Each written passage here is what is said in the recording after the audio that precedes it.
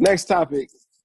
Marcus, this is more your topic. You wanted to talk about the Disney investor event where they kind of talked more about Marvel. Take it away.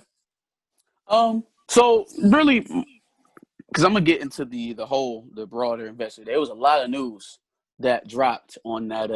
So they streamed it. Usually, this would usually be like like your D23 or your Comic-Con type of events. It would be like a big festival kind of thing, or what is the word that I'm looking for? Convention. Mm-hmm.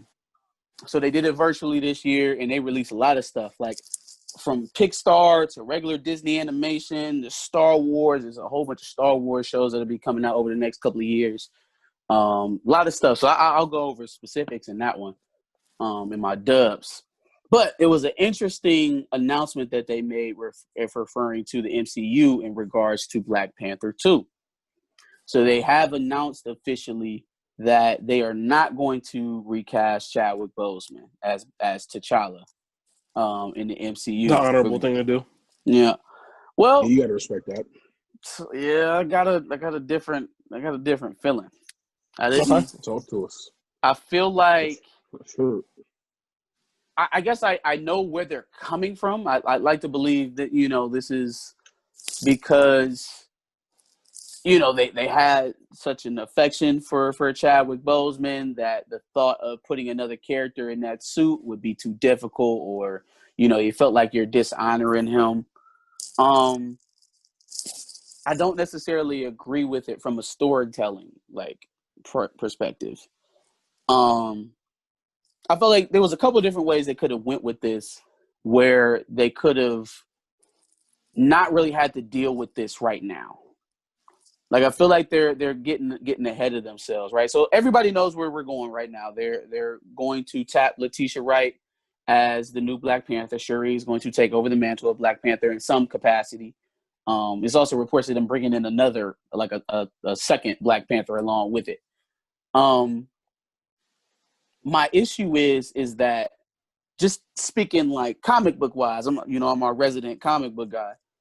The gap between roughly about where we left off in the MCU of Black Panther and T'Challa's story, and when Shuri becomes Black Panther, is like a large gap. Eons large. Yeah. It's like there's so much shit that hasn't been discovered in this world building that they're doing right now in terms of Wakanda's,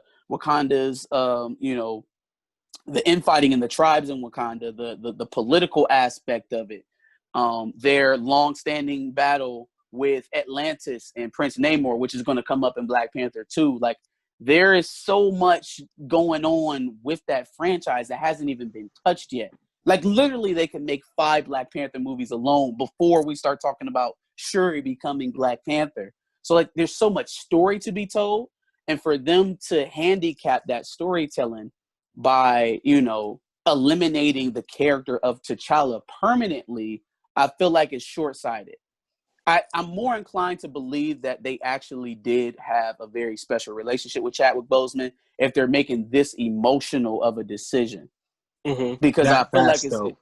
that fast. It's like, here's how I would have done it. Like, the current run in the comic books, how they're writing it, T'Challa is written by Tinashe Coates. Great run, and comic book fans out there. Isn't it Ta-Nehisi Coates?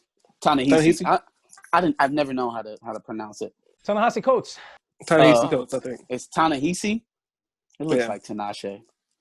Tinashe is a light-skinned singer-dancer. All right. Who broke up the New Boys? I'm going to ask him one day. How you say it?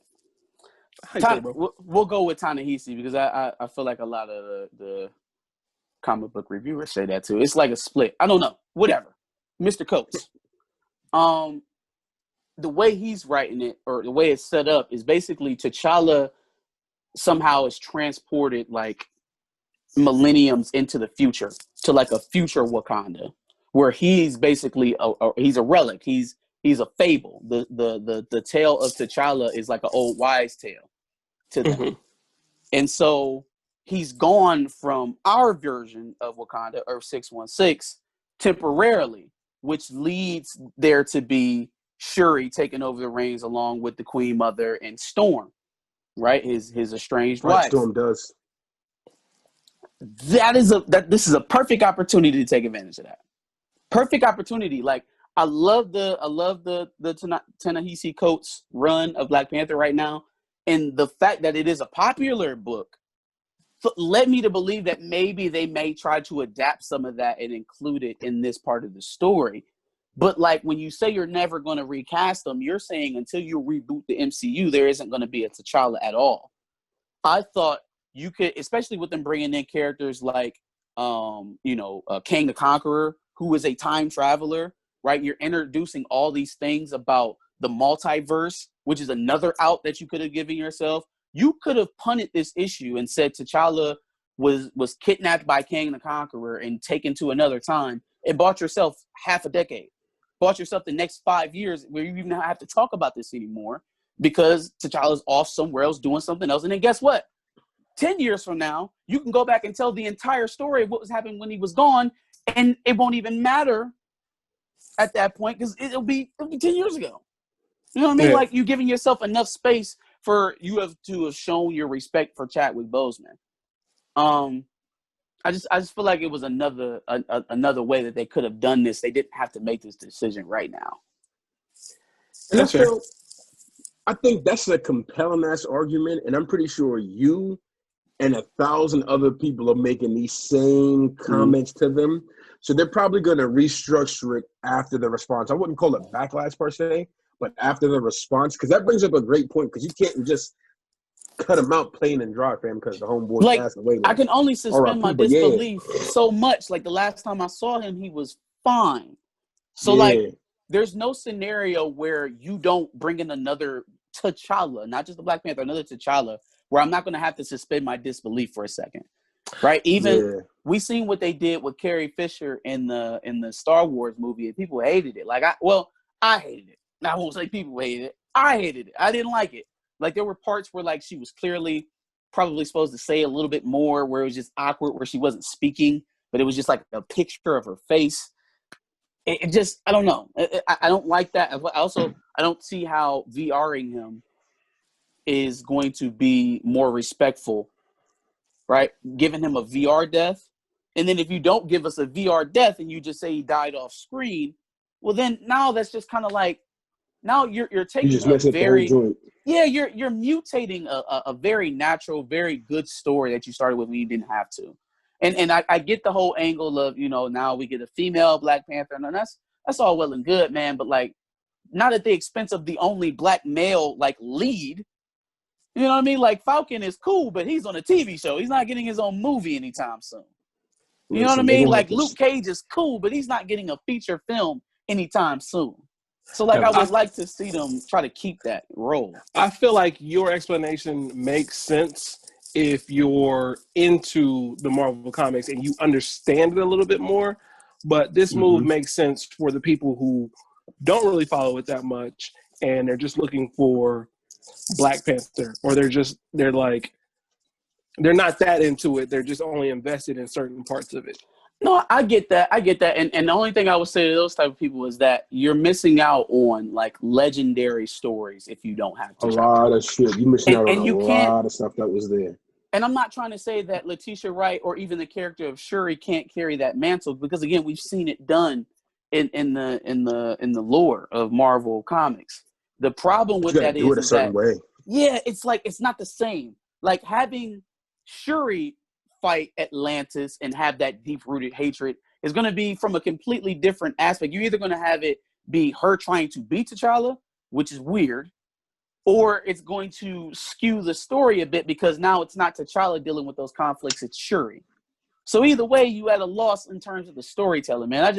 I would have really liked to see that, that storyline play out a different way. Like, you could have punted this. You could have, with the pieces that they're putting in place right now with the multiverse and a time traveler like Kang, there's a million different ways you could have went about this.